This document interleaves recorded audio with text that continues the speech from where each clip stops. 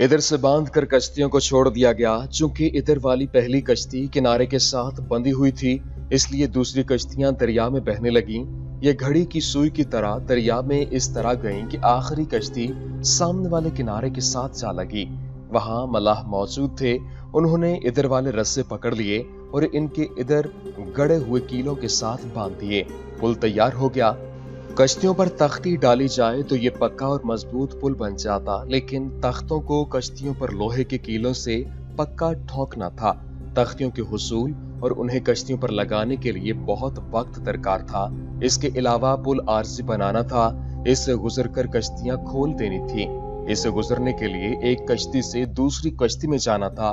कश्तियां छोटी थीं, घोड़ों को गुजारने के लिए वक्त दरकार था। अगले रोज जब सूरज कुछ ऊपर आ गया था, पुल गुजरने के लिए तैयार हो चुका था।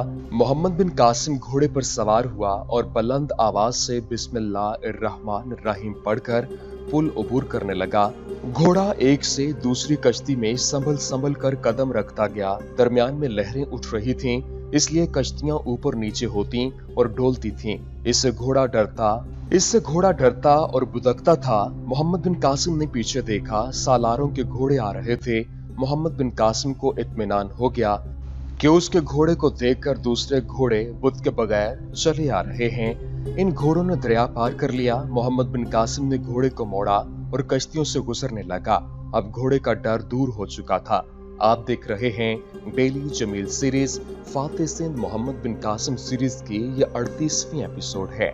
खैमागाह में जाकर मोहम्मद बिन कासिम ने कूच की तैयारी का हुक्म दे दिया। वहां से चंद मील दूर दरिया के इस तरफ एक कला था। बास मुअर्रिखों ने इसे रावण का कला लिखा है और बास इससे इख्तलाफ करते हैं। वो कहते हैं कि ये रावण का कला नहीं था, अलबत्ता एक कला जरूर था। इसमें दाहिर की फौज के कुछ प्यादे और सवार दस्ते मौजूद थे और इनका कमांडर गोपी था, जो राजा दाहिर का बेटा था। मोहम्मद बिन कासिम ने अपने एक सालार सुलेमान बिन कशीरी से कहा कि वो 600 प्यादा मुजाहिदीन को साथ लेकर रावण किले के सामने चला जाए। हर वक्त तैयारी की हालत में रहना होगा। मोहम्मद बिन कासिम ने उसे कहा, हो सकता है कि गोपी को राजा ताहिर मदद के लिए बुलाए। वो जूं ही अपने दस्तों के साथ किले से निकलने लगे, उस पर तीरों की बौछार फेंकें। अगर दस्ते बाहर आए तो उन्हें रोक लो, जमकर नहीं लड़ना।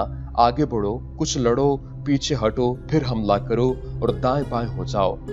इसी तरह इन दस्तों को यही रोक कर रखना। मोहम्मद बिन कासिम ने एक और सालार अतिया तगलबी को 500 मुजाहिदीन के साथ एक ऐसे रास्ते पर नजर रखने के लिए भेज दिया जिस रास्ते से राजा ताहिर को मदद मिलने की तवक्को थी। चूंकि इन दोनों दस्तों को हर वक्त तैयारी की हालत में रहना था और ज्यादातर दुश्मन की ताक में घूमते फिरते रहना था, इसलिए ये अपने साथ रसद का जखीरा नहीं रख सकते थे। मोहम्मद बिन कासिम ने ये इंतजाम किया कि नारून के एक आद सरदार मैगधीना को हुक्म दिया कि इन दस्तों को रसद पहुंचाता रहे। एक नायब सालार ज़ुक़वान बिन गलवान अल बकरी मुकामी लोगों को फौज में भर्ती करने के लिए गया हुआ था। ये वो इलाका था जो मुद्दी हो चुका था। ज़ुक़वान बिन गलवान ने इन लोगों को इतनी ज्यादा तनख्वाहें पेश की जो ताहिर के फौजियों की तनख्वाहों से खासी ज्यादा थीं। बड़ी अच्छी खुराक और माले गनीमत में से हिस्से का भी लालच दिया गया। ज़ुक़वान बिन गलवान इस वक्त वापस आया जब मोहम्मद बिन कासिम दरिया अबूर करने वाला था। ज़ुक़वान अपने साथ 1500 के लगभग घुड़सवार ले आया। ये सब जाट थे। बास मुअर्रिखों ने इन्हें जट और 2 ने जाट लिखा है, लेकिन इनके अलावा कुछ ठाकुर भी ज़ुक़वान के साथ आ गए और मौका भी आ गया। तुम सब हमारी फौज में आए हो। मोहम्मद बिन कासिम ने तर्जुमान की मदद से इन 1500 सवारों से कहा, हम बड़ी इज्जत और मुसरत से तुम्हारा इस्तकबाल करते हैं। हम तुम्हें उजरती कातिल नहीं समझेंगे। तुम्हें वो तमाम हुकूक मिलेंगे जो अरब के सिपाहियों को मिलते हैं। अपने आप को हमारा गुलाम न समझना। इस्लाम किसी इंसान को गुलाम बनाने की इजाजत नहीं देता। मैं तुम्हें एक बात बता देता हूँ कि अपना मजहब बदलो या ना बदलो, वफादारी ना बदलना। अगर तुमने मैदान जंग में जाकर वफादारी बदलने की कोशिश की तो इसकी सजा मौत से कम नहीं मिलेगी। ये अभी सोच लो कि तुम्हें अपने मजहब के लोगों के खिलाफ लड़ना है। अगर ये मंजूर नहीं तो यहीं से वापस चले जाओ।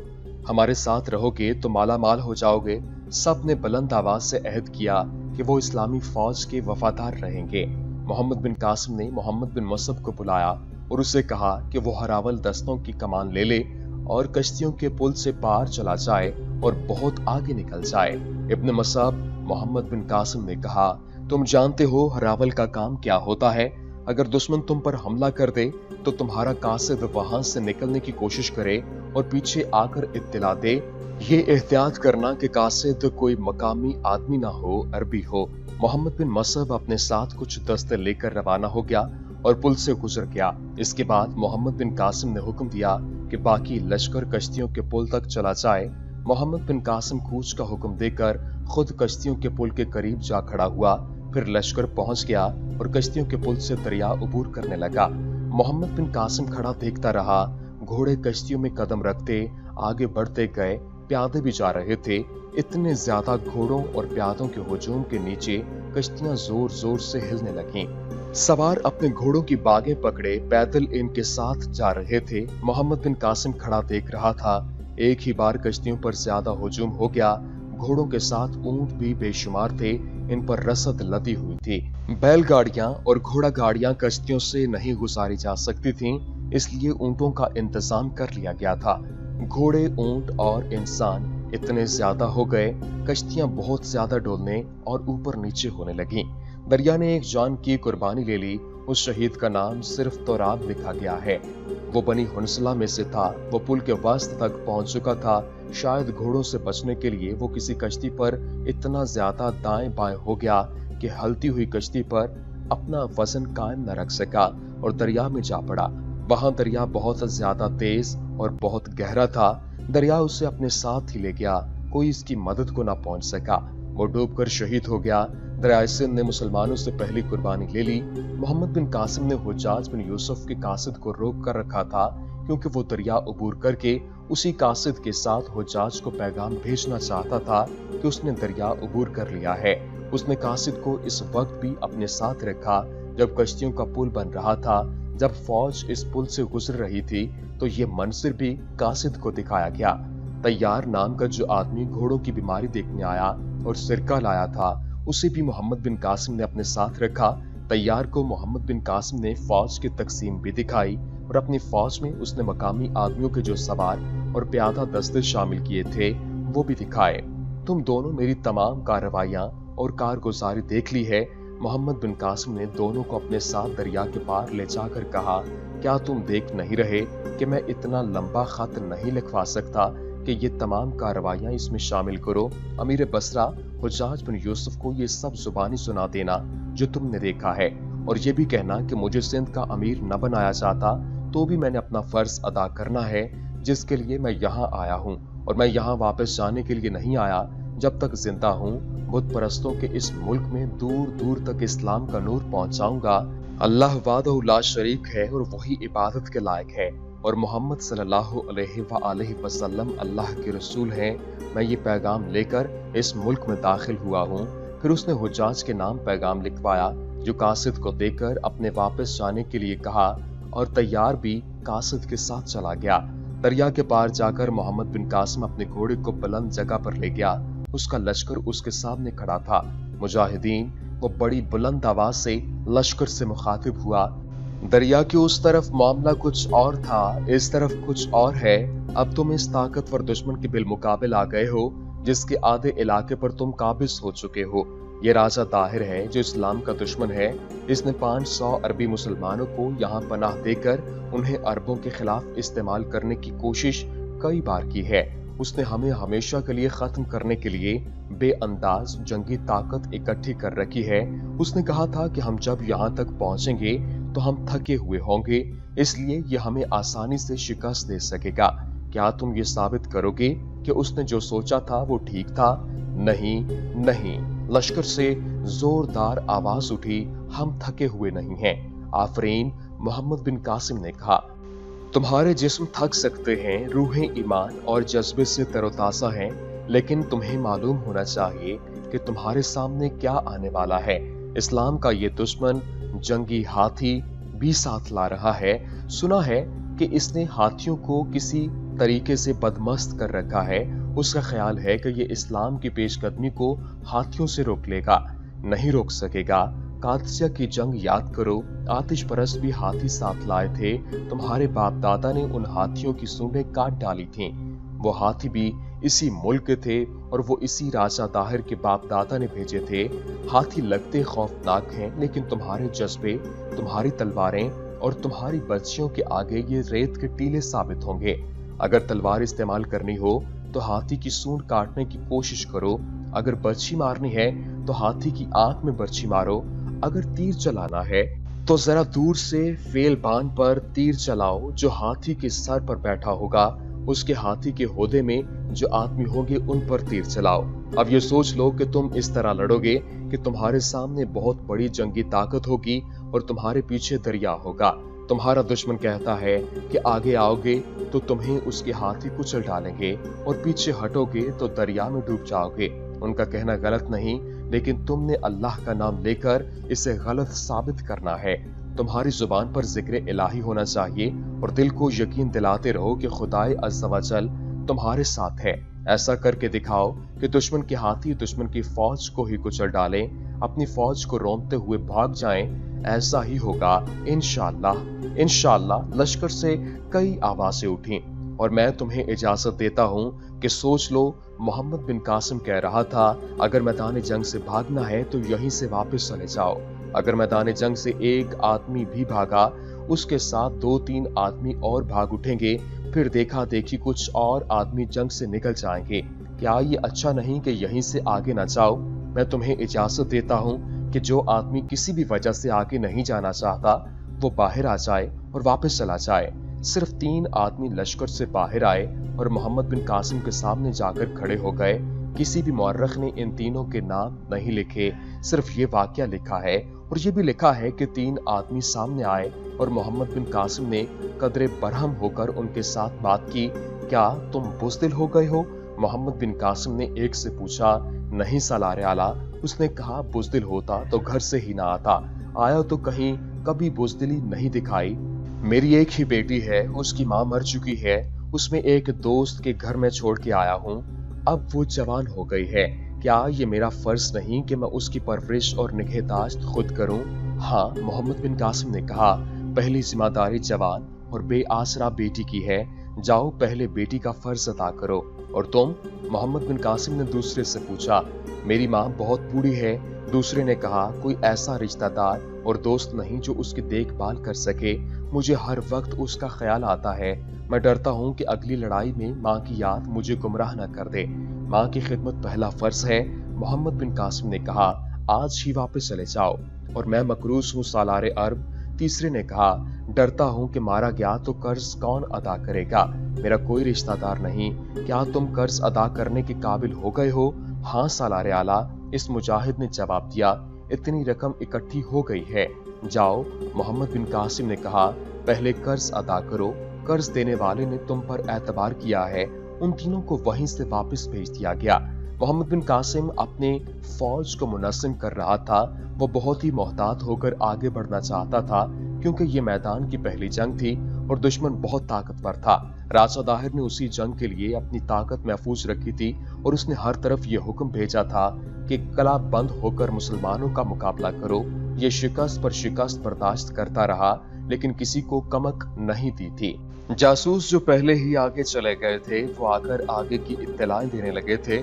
आगे ज्यूर नाम का एक बहुत बड़ा गांव था जो बाकायदा कला तो नहीं था, लेकिन इसके इर्द गिर्द दीवार थी और दरवाजे भी थे। मोहम्मद बिन कासिम को अड्डा बनाने के लिए एक जगह की जरूरत थी। ज्यूर ही बेहतर जगह हो सकती थी।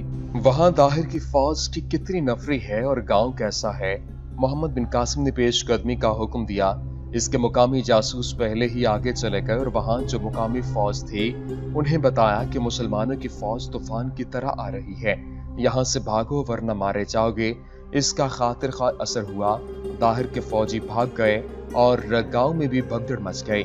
जासूसों ने लोगों को रोकने की कोशिश की। उन्होंने कहा कि मुसलमान गैर फौजियों पर हाथ नहीं उठाते, ना ही कोई और नुकसान पहुंचाते हैं। इस तरह गांव के लोग रुक गए, लेकिन खौफ व हिरास कायम रहा।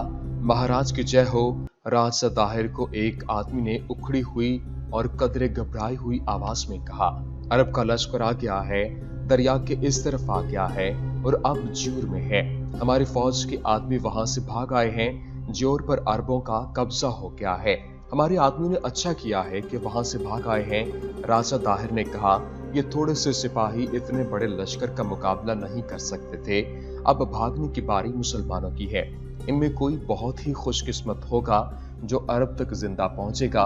वहां मेरे जाल में आ गए हैं और इतने ज्यादा कले लेकर इनके दिमाग फिर गए हैं। ये बदबख्त समझ नहीं सके कि ये शहर और कले जो इन्होंने लिए हैं ये फैसला कुन शिकस्त के रास्ते की मंजिलें थीं।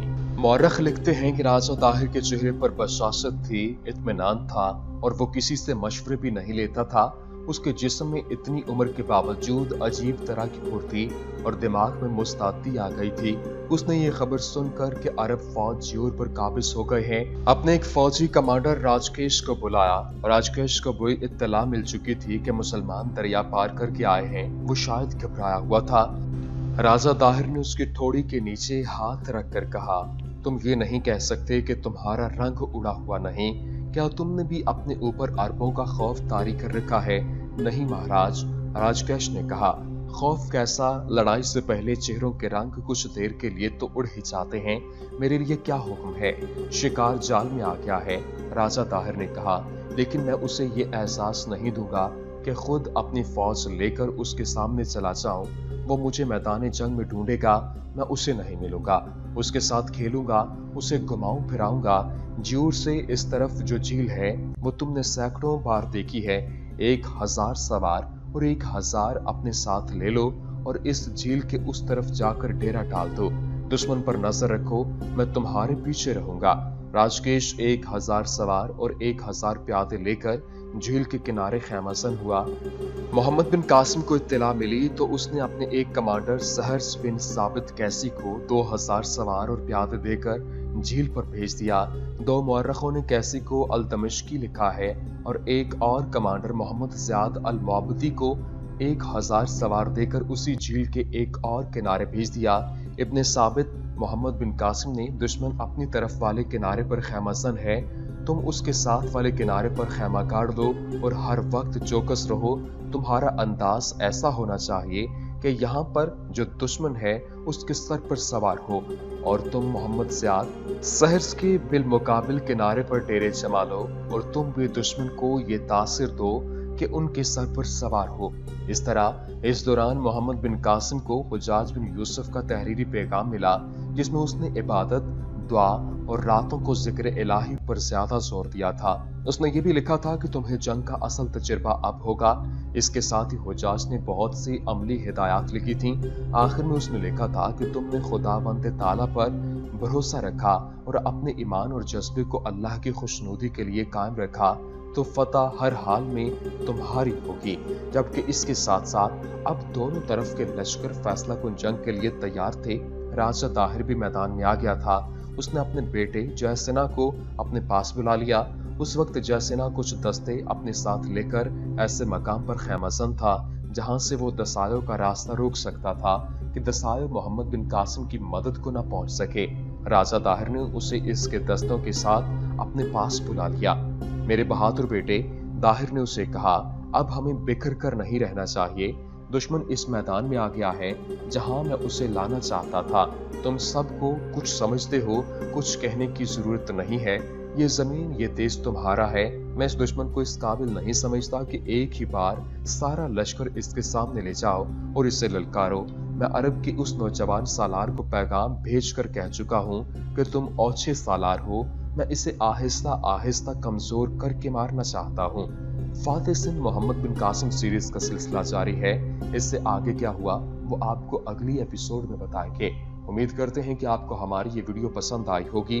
वीडियो पसंद आने की सूरत में लाइक कीजिए, शेयर कीजिए और हमारे चैनल को सब्सक्राइब करना मत भूलिएगा। वमा अलैना इल्लल बलागुल मुबीन।